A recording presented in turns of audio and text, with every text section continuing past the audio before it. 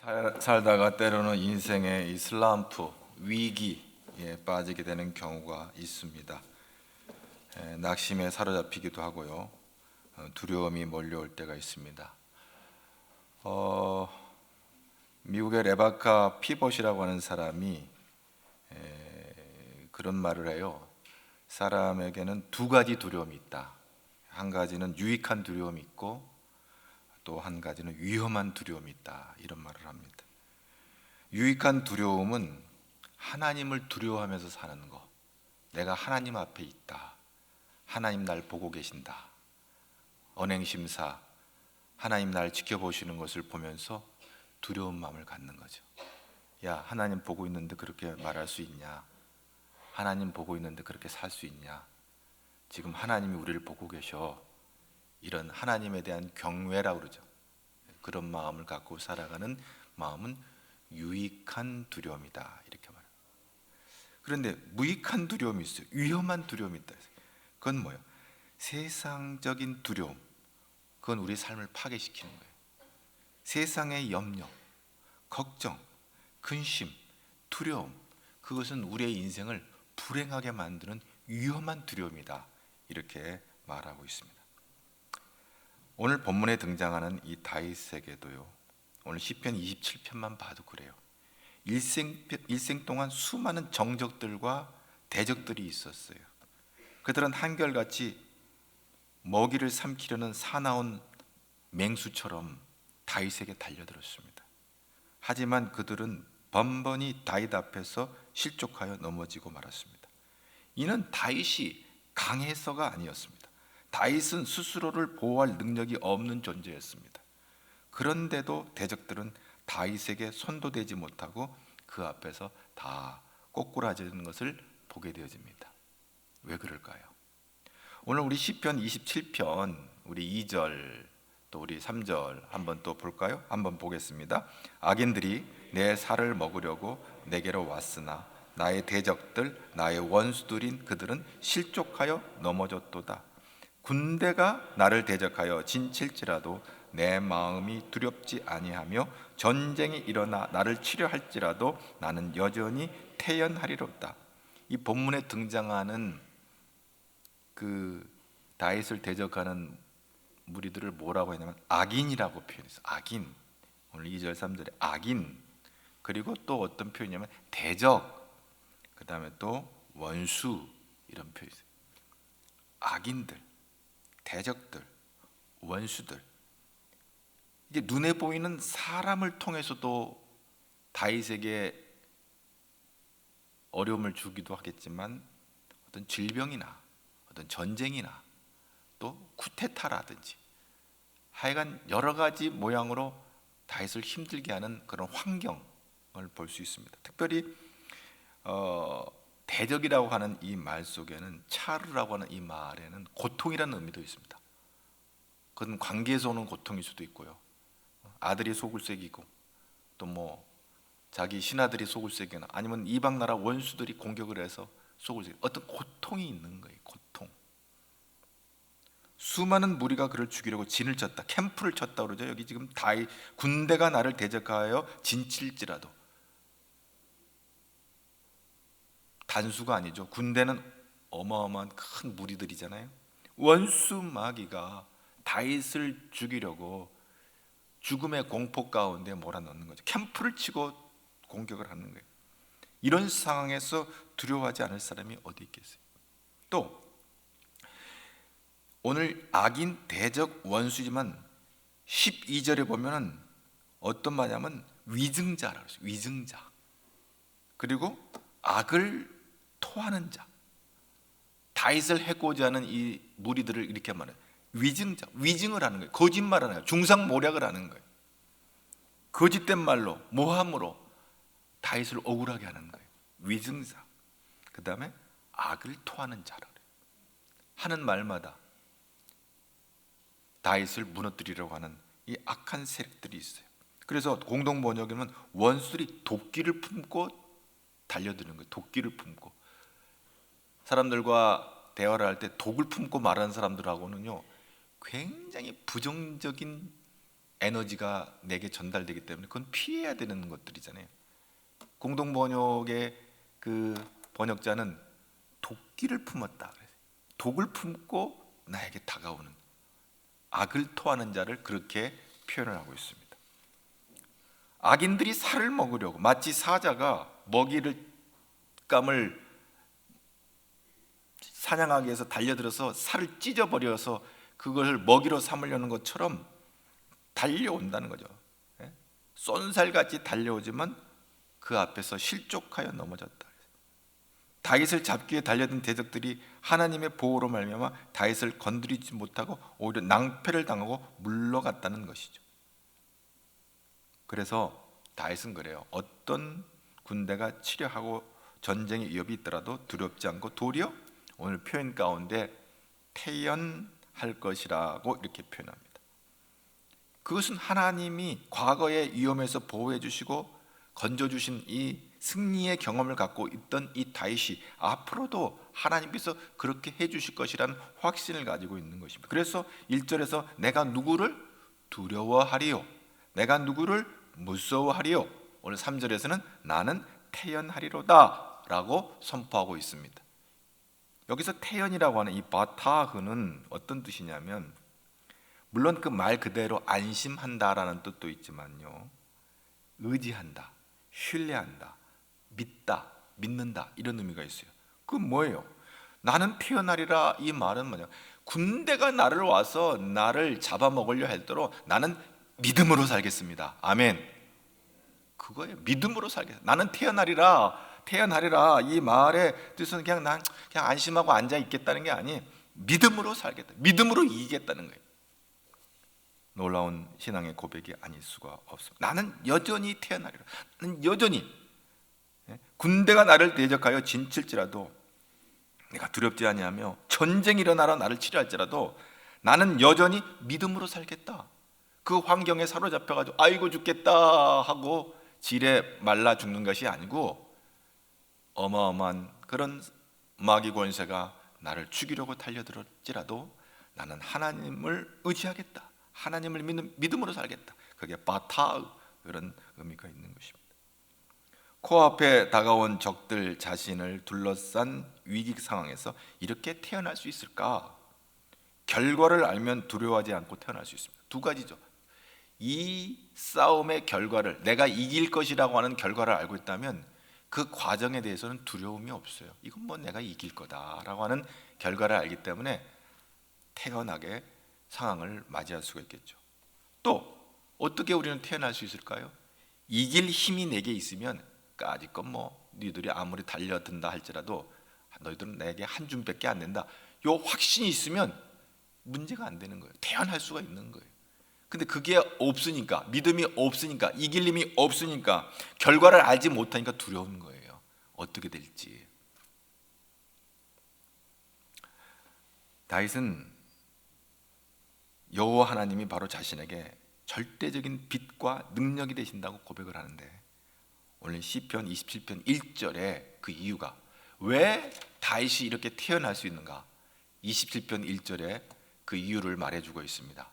다 같이 한번 27편 1절을 보겠습니다. 여호와는 나의 빛이요 나의 구원이시니 내가 누구를 두려워하리요, 여호와는 내 생명의 능력이시니 내가 누구를 무서워하리요. 두려워하지 않는 이유가 여기에 나와요. 무서워하지 않는 이유가 뭐냐, 다윗은 하나님을 빛이라고 그렇게 부르고 있습니다. 구원이라고, 생명의 능력이라고 그렇게 고백을 하고 있습니다. 빛은 뭐예요? 이 빛이 의미하는 것은 어떤 기쁨, 승리, 치유 뭐 이런 것들을 의미하기도 하지만, 오늘 본문에서 보니까 평안의 의미가 있어요. 평안. 다윗은 대적들로 인하여 걱정과 고민과 불안 가운데 있었을 것으로 보아지지만, 그런 어둠의 요소를 물리쳐 주시고 빛이 들어가면 어둠이 사라지듯이 그런 고민과 불안과 걱정의 어둠이 사라지고 평안과 안정, 평화가 다윗에게 임하는 것을 이제 다윗은 하나님 앞에 그렇게 고백합니다. 하나님은 빛이다. 나의 모든 어두운 것을 다 소멸시키는, 물러가게 하는 하나님은 빛이다. 아멘. 이 빛 대신 하나님이 여러분의 어둠을 다 소멸되시기를 주의 이름으로 축복합니다. 여러분의 근심과 걱정과 그 어둠들이 주께서 비추시는 빛으로 말미암아 물러가기를 축복합니다. 구원은 그 다음 나오는 하나님을 구원이라고 고백하고 있어요. 다윗은 대적들로 인하여 큰 위험 가운데 있었을 때 구원해 주신 하나님을 경험했거든요. 그래서 하나님은 나의 구원. 그리고 두 번 또 나오는 세 번째, 하나님은 생명의 능력이라고 했어요. 이 능력은 마오스라고 하는 이 말은 여러분 그 중세 시대의 큰 성, 그 요새, 성체, 예. 이거 오늘도 주님은 나의 요새다. 오늘 준비 찬양 하나님 앞에 나와 찬양하면서 주님은 나의 요새다. 그 산성, 예. 그 마오스는 그러니까 생명의 산성. 그 하나님의 성에 들어가면 하나님이 지켜주시고 보호하시니까 생명을 건진다. 그래서 생명의 요새. 그래서 우리가 신앙적으로는 뭐라고 해요? 피난처. 주님은 나의 피난처, 생명의 능력, 생명의 피난처. 이렇게 다윗은 고백하고 있는 것입니다. 다윗은 평생 전쟁터에서 뼈가 굵은 사람이에요.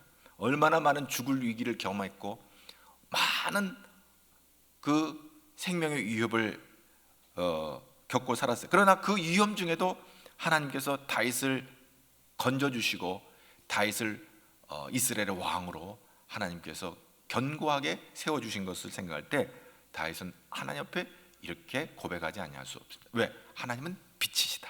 하나님은 구원이시다. 하나님은 생명의 능력이시다. 그러니까 내가 누구를 무서워하리요? 누구를 두려워하리요? 할렐루야! 이렇게 고백을 하고 있는 것입니다. 이 빛은 신약교회에 와서 요한복음에서 이 요한은 이 빛을 또 어떻게 정의하는지 한번 볼까요? 요한복음 1장 4절 한번 우리 다 같이 보도록 하겠습니다. 그 안에 생명이 있었으니 이 생명은 사람들의 빛이라.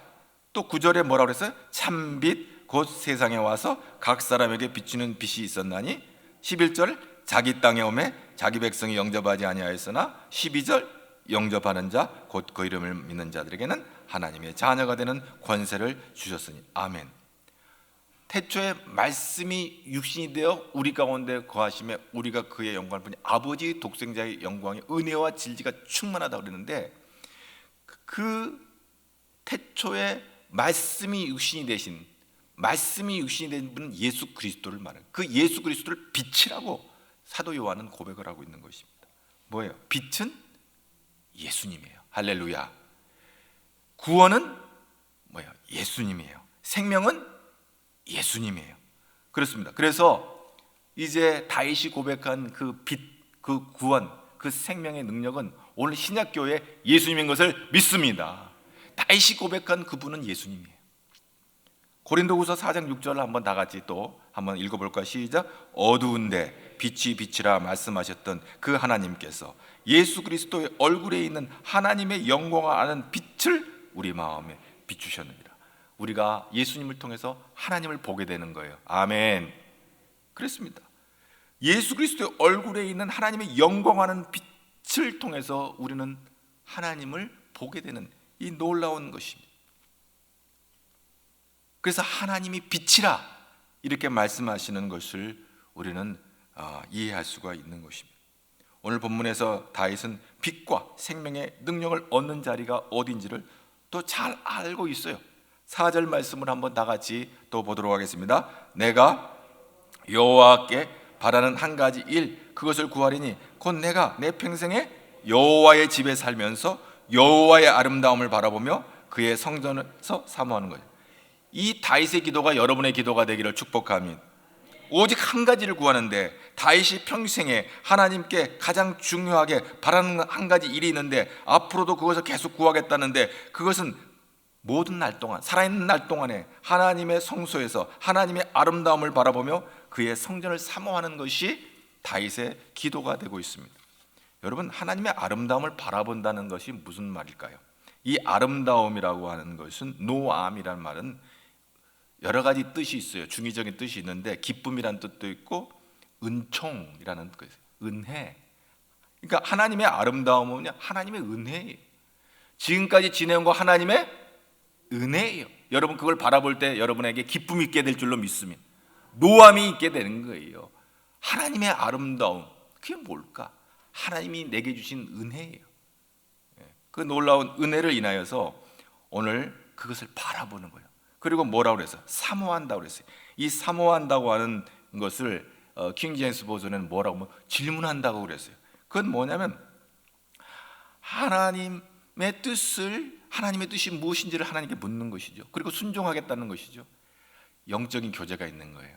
내가 주의 성전에서 하나님이 나에게 행하신 놀라운 은혜를 묵상하며, 그리고 하나님께서 내게 행하신 뜻이 무엇인지를 내가 질문하겠다. 사모한다는 것은 그런 뜻이 있어요. 묻고 하나님과 교제하겠다. 하나님 앞에 기도하겠다. 그래서 하나님의 놀라운 그 말씀을 우리가 듣고 그 말씀대로 순종함으로 하나님께 기쁨이 되는 삶을 살겠다라고 다윗이 그렇게 고백을 하고 있는 것입니다. 다윗은 성소에서 하나님과 성전이라고 그랬죠. 여호와의 집이라고 그랬어요.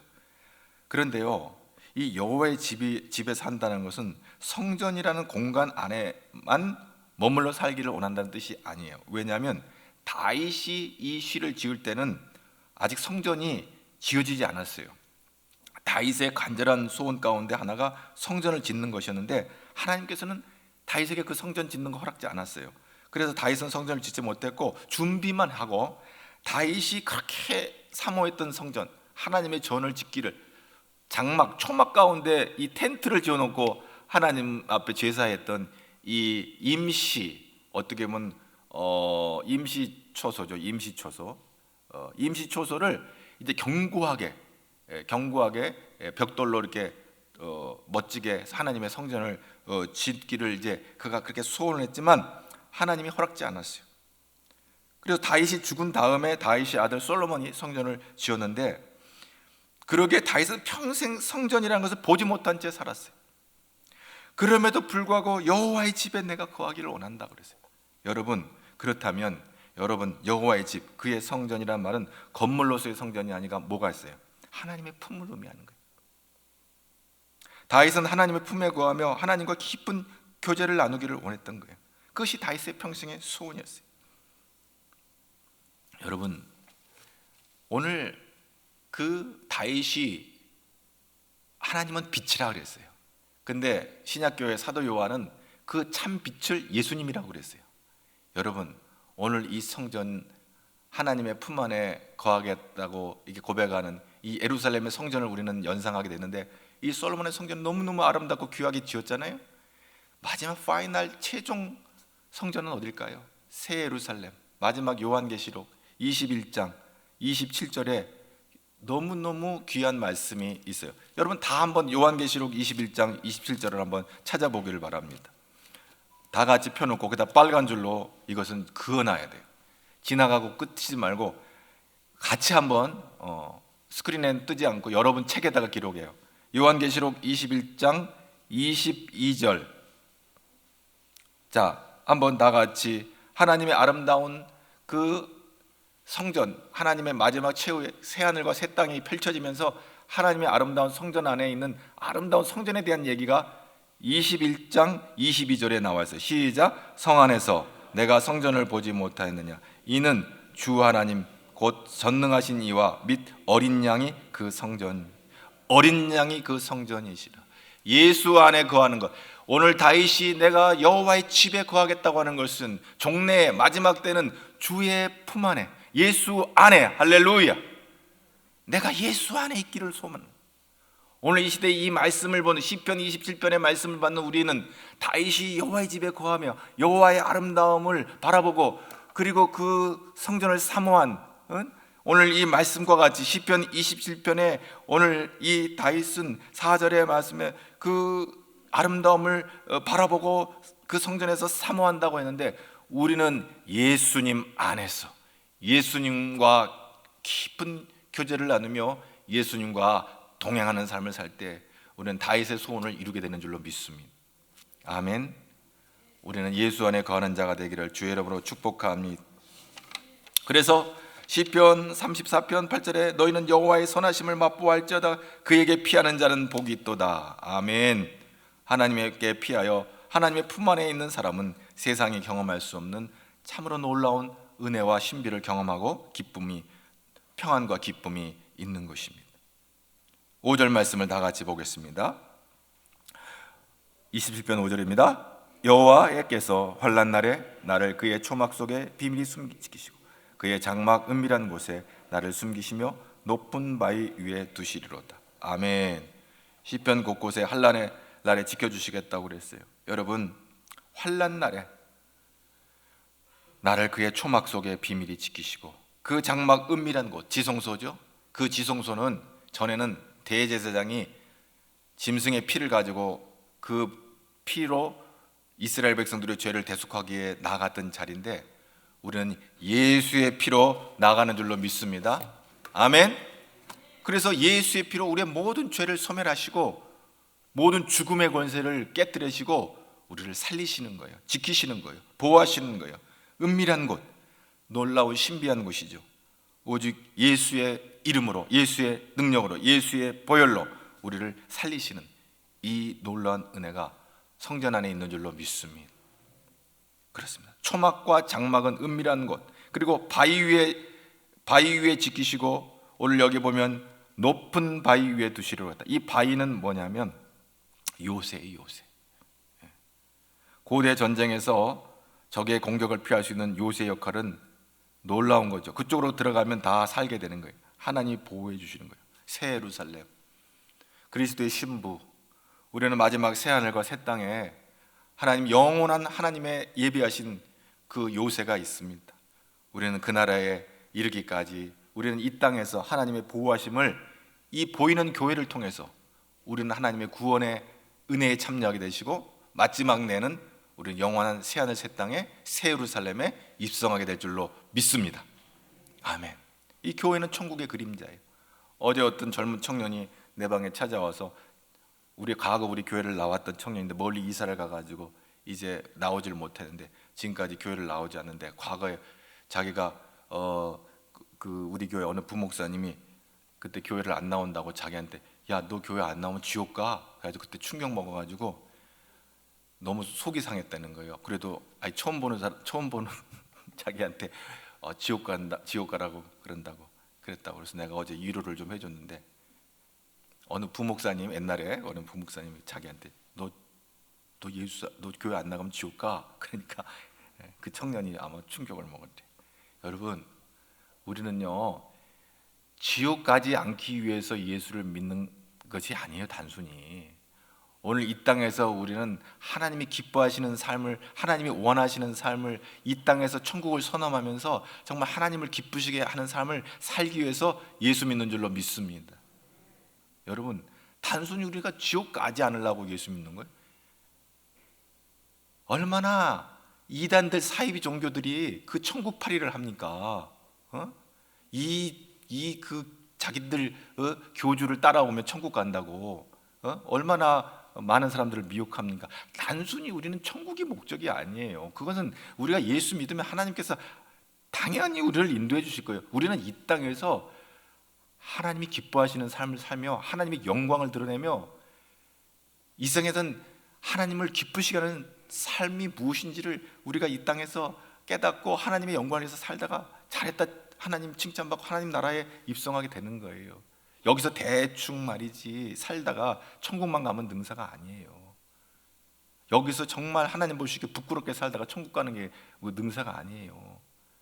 여러분, 우리는 하나님의 은혜를 힘입어서 이 땅에 정말 예수 믿는 사람들이 얼마나 복되고 아름다운 사람인 것을 증거하며 보여주는 저와 여러분이 되기를 주의 이름으로 축복합니다. 오늘 다윗은 여호와의 집에 거하겠다 그랬어.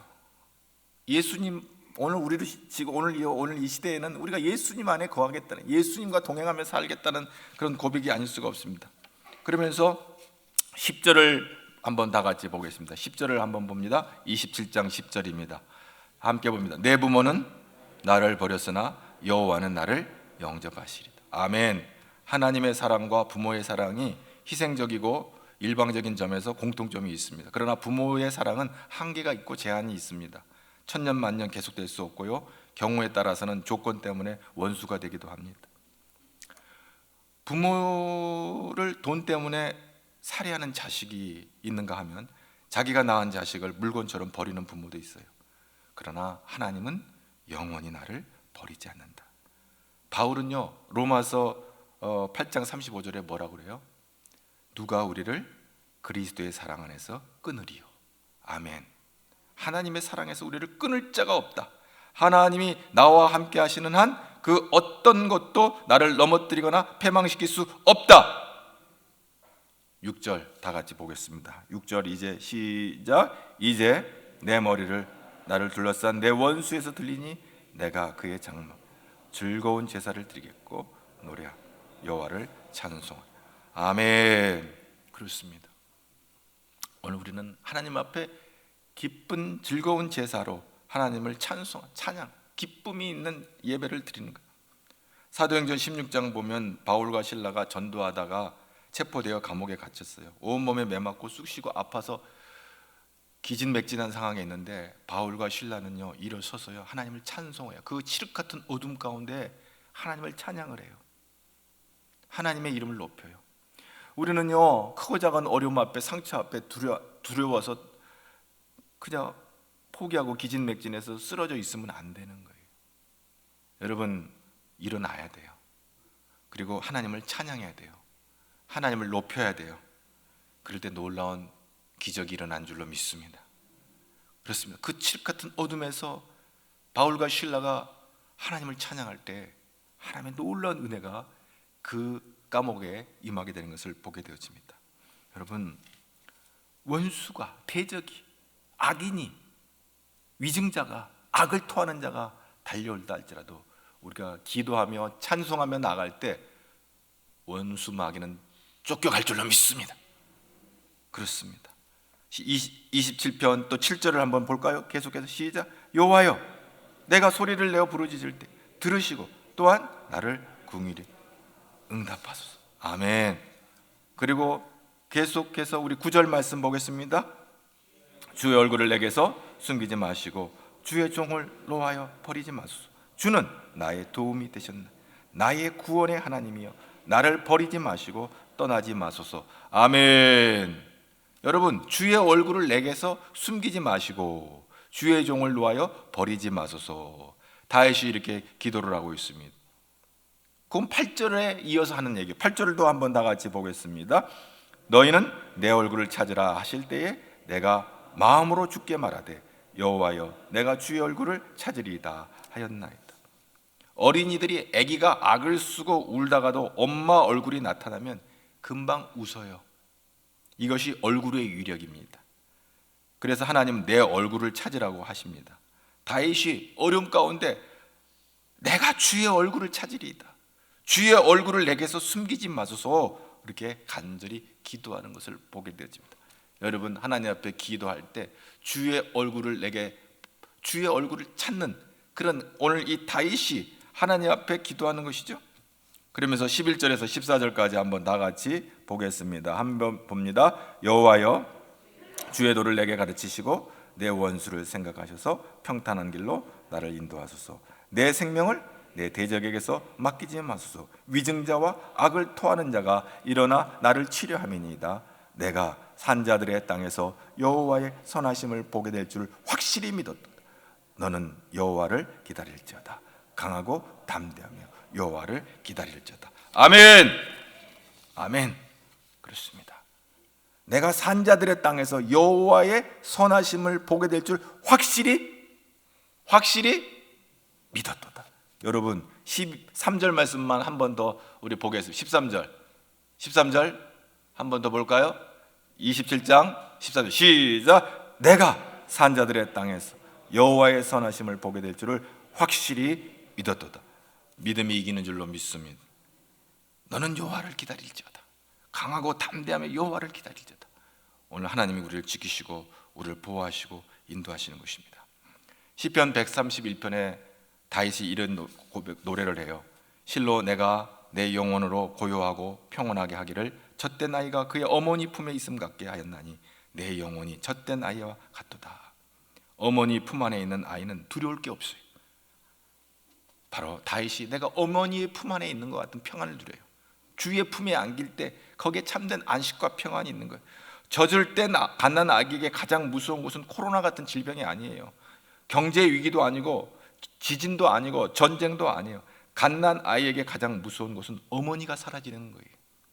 엄마의 품 안에 있으면 그런 모든 것들은 아무것도 아니에요. 다윗이 그랬어요. 하나님 품 안에 있기에 전쟁이 일어나도 겁나지 않았어요. 악인들이 살을 뜯어 먹으려고 덤벼들어도 무섭지 않았어요. 왜? 하나님의 품 안에 있기 때문에. 다윗이 그렇게 기도할 수 있었던 것은 하나님만이 나의 요새, 피난처가 되기 때문에 그렇습니다. 이번 한 주간도 우리 주님이 여러분의 요새가 되기를 축복합니다. 원수 마귀가 달려와서 여러분을 공격할지라도 예수의 이름으로 승리하는 우리 가하제려 성도들 되기를 주의 이름으로 축복합니다. 하나님이 도우실 것입니다. 이제 코로나의 기세가 점점 약해져 갑니다. 담대하게 하나님의 성전인 교회로 나오시기를 바랍니다. 비대면으로 예배드리는 자들도 이제 하나님 앞으로 나와서 보이는 교회에 나와서 하나님을 만나는 예배의 주인공이 되길 바랍니다.